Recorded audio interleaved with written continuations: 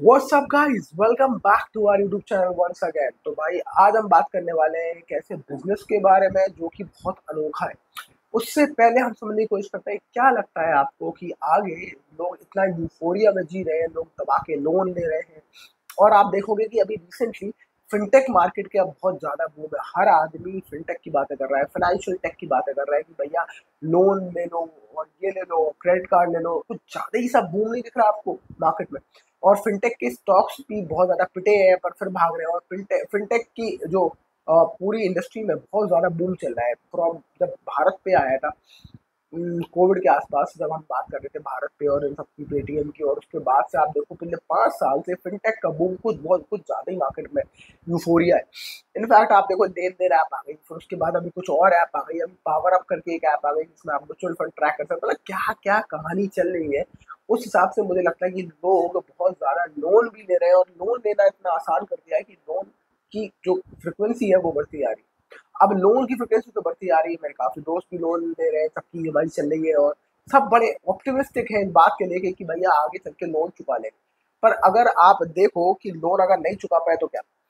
और ऐसे इसके चांसेस बहुत ज़्यादा है, क्योंकि जब जब ऑप्टिमिज्म आता है, जब जब ऑप्टिमिज्म यूफोरिया मार्केट में आता है कि भाई हम तो कर लेंगे काम, तभी ही प्रॉब्लम आती है। तो अगर आप सोचो इस फ्यूचर में कि अगर बहुत सारे लोग डिफ़ॉल्ट करेंगे, तो कौन लोन किसको फ़ायदा हो सकता है? अब आप ये सोचो किसको फ़ायदा होगा जब लोन डिफ़ॉल्ट करेगा? बैंक को तो नुकसान होगा, क्योंकि बैंक तो अपना पैसा दे के बैठा है, वो तो मूल दे के बैठा है, तो मूल ही नहीं मिल रहा, उसको प्रॉफ़िट क्या मिलेगा, राइट? अब लोगों को भी नुकसान ही हो रहा है, तो लोगों की जॉब चली जाएगी फॉर सो रीज़न्स, मतलब कुछ भी रीज़न हो सकता है उनका, जिसकी वजह से वो अपना लोन नहीं चुका पाए, राइट? या उनके खर्चे बढ़ जाएंगे, या कोई भी अनफोर्सिन सर्कमस्टेंस उनके लाइफ में आ गया जिसकी वजह से वो लोन नहीं बढ़ाएंगे, तो उनका भी नुकसान ही है।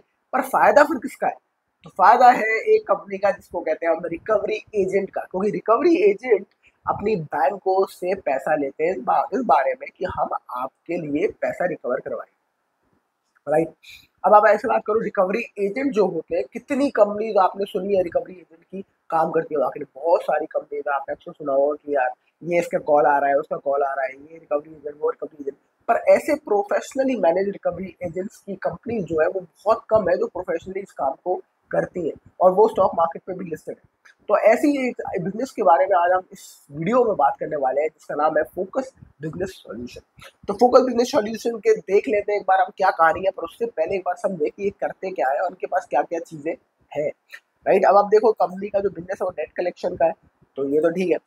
अब देख लेते हैं कि हाँ, तो कंपनी 2.5 लाख से ज्यादा केसेस को सॉल्व कर चुकी है। ऑल काइंड ऑफ लोन्स ये हैंडल करती है, gold loan, personal loan, business loan, वो loan against property, loan against gold, loan SME loan, wheeler, two wheeler loan, four wheeler loan, equipment loan, हर तरीके के लोन के रिलेटेड ये काम करते हैं। आप तो बस बताओ किसने आपका पैसा लिया, हम आपको रिकवर करके देंगे, राइट? अब ऐसा भी होता है, मुझे नहीं मालूम कि ये उसमें काम करते हैं क्या, उसमें क्या कहते हैं कमीशन बेस पे कि इतना पैसा अगर हम रिकवर करके देंगे तो हम आपको इतना प्रॉफिट हमें देना पड़ेगा, उस पे करते हैं, उस मॉडल पे करते हैं कि नहीं करते, ये तो नहीं मालूम।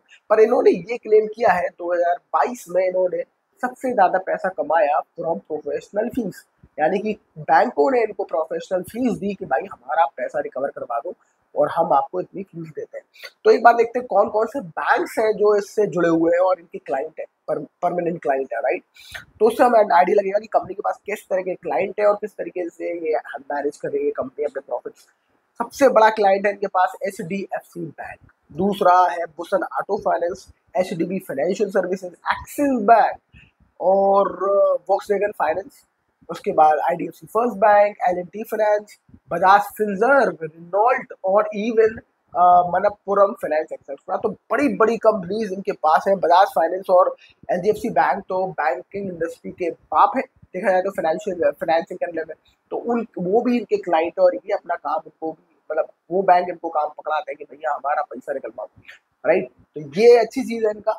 चलो बढ़िया है, इनके पास क्लाइंटेल तो बढ़िया है, तो इससे हम ये एक्सपेक्ट कर सकते हैं कि आगे चल के इनका बिजनेस बढ़ेगा।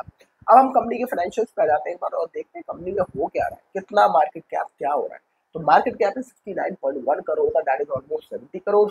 करंट प्राइस है 94 रुपीज का है। जब मैं ये वीडियो बना रहा हूँ तो 94 रुपीज का ये स्टॉक और स्टॉक का प्राइस टू अर्निंग रेशियो 93.4, मतलब कि बहुत थोड़ा सा महंगा लग रहा है मुझे। बुक वैल्यू 10, ROC 15% और ROE 12%। तो 15 और 12% की ROE पे आप स्टॉक के प्राइस टू अर्निंग रेशियो 93.4 पे ट्रेड कर रहा है। मुझे ये स्टॉक महंगा लग रहा है इस हिसाब से। एक ग्रोथ स्टॉक भी हो सकता है। अगर ग्रोथ स्टॉक में अगर आप देखें तो डिपेंड करता है कि आपकी सेल्स बहुत अग्रेसिवली बढ़ रही है तो आप उसको ग्रोथ स्टॉक की कैटेगरी में डाल सकते हो। अगर आप अपना अपना बिजनेस हर 2 से 3 साल में डबल कर रहे हो, अपनी कैपेसिटी डबल कर रहे हो, तो वो देखना पड़ेगा इसके लिए आगे कि ग्रोथ स्टॉक है कि नहीं। अब आगे चलते पहले इसका एक बार चार्ट देख ले। पहले 10 साल में भाई 2022 के आसपास ही 11 रुपए का घूम रहा था और अभी रिसेंटली इसमें 3 साल में यूफोरिया इसमें क्रिएट हुआ, 10 गुना हो गया ये स्टॉक वहां से। ठीक है, अब प्रोज एंड कॉन्स देखें तो प्रोज में कंपनी के पास एक ही प्रो है कि भैया इनके ऊपर कर्जा नहीं है, डेट फ्री कंपनी है। पर दूसरा जो कौन है वो ये है कि महंगा मिल रहा है, यानी कि अपनी ट्रेडिंग बुक वैल्यू से करीब करीब 9.4 टाइम्स का मिल रहा है। तो 9 गुना महंगा, 9.5 गुना महंगा तकरीबन। तो थोड़ा सा महंगा तो मुझे लग रहा है उस हिसाब से भी। अब सेल्स पे जाए और देखें इसको कि भैया इसका देखा जाए वो क्या है, इसका परफॉर्मेंस कैसा है। तो सेल्स देखें तो मार्च 2018 में 10 करोड़ की और 2025 में 23 करोड़ की, यानी कि 7 साल में इन्होंने अपना सेल्स को डबल किया है, which is not a very impressive for a company like such a micro cap company. आपको ऐसे बहुत सारी कंपनीज भी मिल जाएगी जो आपको हर 3 साल में अपनी सेल्स को डबल कर रही है, ऐसे मार्केट में कंपनी एग्जिस्टेड है। तो मुझे लगता है ये थोड़ा सा स्लगिश है उस हिसाब से अपने बिजनेस को लेके। स्टॉक इनका भयंकर भागा है, 10 गुना हो गया पिछले 2 साल 3 साल में। बट मुझे इस 7 साल का इनका परफॉर्मेंस कुछ ज़्यादा जमा नहीं। ऑपरेटिंग प्रॉफिट भी देख लेते हैं, 0.27 करोड़ का 2018 में और अभी है 1.52। तो ऑपरेटिंग प्रॉफिट इन्होंने कर लिया है 20 लाख से 5 गुना, 7 गुना, 7 गुना तकरीबन इन्होंने प्रॉफिट, अपना ऑपरेटिंग प्रॉफिट कर लिया है 7 गुना। तो 7 गुना ऑपरेटिंग प्रॉफिट और डबल इन्होंने अपनी करी है सेल्स पिछले 7 साल में। तो ठीक है, बहुत ज़्यादा मुझे अभी भी बहुत ज़्यादा कन्विंसिंग नहीं लग रहा है। कैश फ्लो देखते हैं उसका। कैश फ्लो में भाई कंपनी बहुत बार नेगेटिव रही है। 2020 में नेगेटिव थी, कोई बात नहीं, कोविड था। 2022 में भी नेगेटिव थी, -1 करोड़ का। अभी जो कंपनी है ये पॉजिटिव कैश फ्लो के ऊपर घूम रही है। 1.26 करोड़ का उनके पास 2025 में डेटा है, जो कि 1.26 करोड़ का पॉजिटिव कैश फ्लो है इनके पास। तो अगर आप कैश फ्लो इंडिकेटर लगाएं इसमें 1.26 इंटू 30, तो होना चाहिए इनका मार्केट कैप 30 से 35 करोड़ के आसपास। पर अभी इनका मार्केट कैप है 65 करोड़ का, यानी कि जस्ट डबल का मार्केट कैप हो गया है।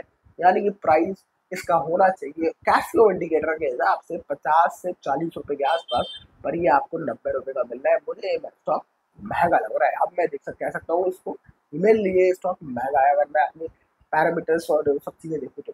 शेयर होल्डिंग पैटर्न देखें तो शेयर होल्डिंग पैटर्न 74% का और पब्लिक का होल्डिंग है 25% की। मतलब कि जो प्रोमोटर है उसको तो कॉन्फिडेंस अपने बिजनेस के ऊपर, वो they are intact with their confidence on their business, और पब्लिक की उसमें घुसी हुई है। फाइनेंशियल इंस्टीट्यूशन इन्वेस्टर्स गायब है, डोमेस्टिक इंस्टीट्यूशन इन्वेस्टर्स गायब है। कंपनी बहुत छोटी माइक्रो कैप है तो शायद इंटरेस्टेड ना हो।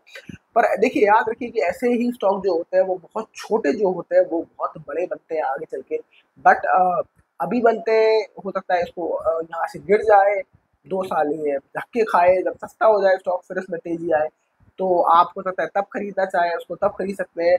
उस हिसाब से आप अपना डिसीजन ले सकते हैं। आपको अपना डिसीजन अपनी समझदारी के हिसाब से लेना है। आपको अगर लगता है कि ऐसे बिजनेस में ग्रोथ है पर 10 साल 15 साल में दिखेगी तो बिल्कुल शायद दिख सकती है, तो उस हिसाब से आप अगर डिसीजन ले रहे हैं तो that is can be a good time to invest. But मेरे हिसाब से मुझे भी महंगा लगता है तो मैं इसमें नहीं घुसूंगा और मैं कोशिश करूंगा इसमें अच्छी खासी एक बार वो आ जाए, क्या कहते हैं, करेक्शन करेक्शन करेक्शन। तो मैं सोचूंगा इसमें घुसने की। पर अभी भी मुझे इसके जो पैरामीटर्स हैं और इसकी जो स्पीड है भागने की मार्केट की, मतलब सेल्स की और इस चीज़ की, वो बहुत ज़्यादा अग्रेसिव नहीं है। तो ये मेरा डिसीजन है, that is your decision, this is my decision.